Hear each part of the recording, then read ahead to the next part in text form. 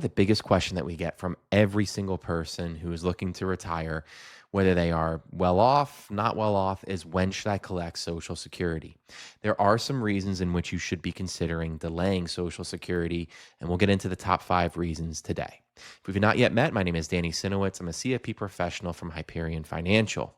The first reason that you may want to consider delaying Social Security is simply the longevity factor and the increase in income that you'll receive as a result. This factor can be one of the most important ones when it comes to delaying Social Security. And if you're not aware, an 8% increase is realized for each year in which you delay. While the earliest that you can collect is age 62, when it comes to your full retirement age, each year in which you delay up to that point, you will get an 8% increase. If you decide to delay after your full retirement age, that 8% increase per year will continue up until age 70. Now, this becomes important if you have a longevity on your side. Keeping in mind what your life expectancy is, that'll determine how much the actual benefit can be. If you are expecting a longer lifetime, the benefit to delaying can be quite substantial. In the event of somebody who has a $3,000 full retirement age per month number, if you decide to delay up into 70 versus collecting early at 62, if you're looking at a 25-year retirement, that amount can be over $500,000. The second reason that you may want to consider delaying Social Security is to protect your spouse's financial future. And this is something that I think is often lost when it comes to Social Security, is that for married couples, your decision is more than likely a joint decision rather than just an individual decision. And why we say that are the survivor and spousal benefits that are available through Social Security. As opposed to if you were a single individual, this is probably a factor you don't need to be considering. Spousal and survivor benefits can become very real, especially for retirees when one spouse passes away significantly earlier than the other one. Using the example from earlier, if you were to collect at age 62 versus age 70, it's a difference in over $1,700 a month. And keep in mind that that difference can add up quite significantly over time. But for a spouse who may significantly outlive you, this is only furthering the reason why it may make sense to delay. And this is also where it could make sense to come up with a Social Security maximization strategy. So for the lower earner who collects earlier, the spousal benefits may not be as big of a deal because the higher earner, if they were to pass away earlier, they could step up to the higher earner's benefit.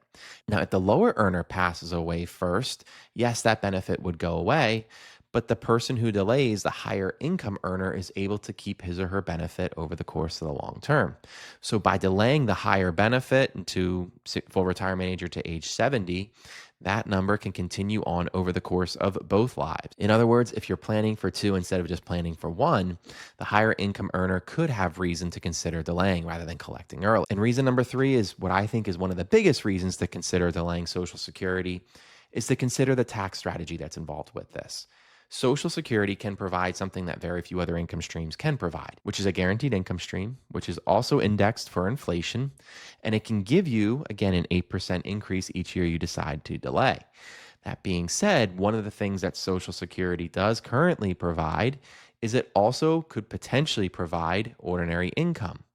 Being that Social Security benefits are taxable up to a certain threshold for those that meet a certain provisional income level, this can add to your ordinary income and thus become taxable income. The other problem with this is when it's added to other income such as IRA distributions, pension income, or other earned income that you may have, this can start to add up and push you either into a higher tax bracket or subject you to other taxes in retirement that you could have to pay. There are benefits to delaying Social Security, not recognizing this income, and taking advantage of some tax strategies, perhaps while you're delaying. One of the common ones that we've talked about on this channel are Roth conversions. But you could also consider tax gain or tax loss harvesting while this is happening as well. And in the event that your income is low and doesn't have Social Security ordinary income on top of it, just more proof that you can help put yourself in a more tax advantageous position if you decide to delay. The fourth reason that you may want to consider delaying is because Social Security can offer something that very few other types of income streams or accounts can offer. And that's a guaranteed income stream that will go up by 8% each and every single year. While 8% is a pretty nice return that you're able to recognize, I'm not aware of many products currently out there on the market that can offer a guaranteed 8% each year in which you would decide to delay. You've also seen the impacts that inflation can have both on your portfolio and on your retirement income. By delaying Social Security, you're giving yourself at least an opportunity to fight against the long term effects that inflation can carry. And if you're able to delay Social Security, you're also able to give yourself an increased income, which could put less stress on your retirement portfolio if you're planning to take distributions in retirement as well. Making sure that you have a plan for both Social Security, any types of withdrawals from your retirement savings, and other sources of income, such as a pension, is usually in your best interest, and to make sure you're pulling the levers at the right time. And the last reason to consider delaying Social Security is that you're just not ready to take it yet. And this is an okay reason as well. If you enjoy working and you enjoy the type of work that you don't see yourself needing the income right now, then it may not make sense to collect Social Security at this given point in time. You may have other sources of income which are currently sufficient for you, and it's just not necessarily something that you need. While you want to do your best to maximize Social Security and make sure that you get the benefit out that you've put in, it may not be the number one priority to make sure that you're collecting just so you can break even. We have a number of retirees who will reach age 70 and still plan to continue working at that point, in which case it still makes sense to collect at age 70, but if they could delay it further, they would. And there's nothing wrong with that. I think it's important to understand that Social Security is an individualized decision for sure, but it will have impacts on your entire financial plan depending on when you decide to collect.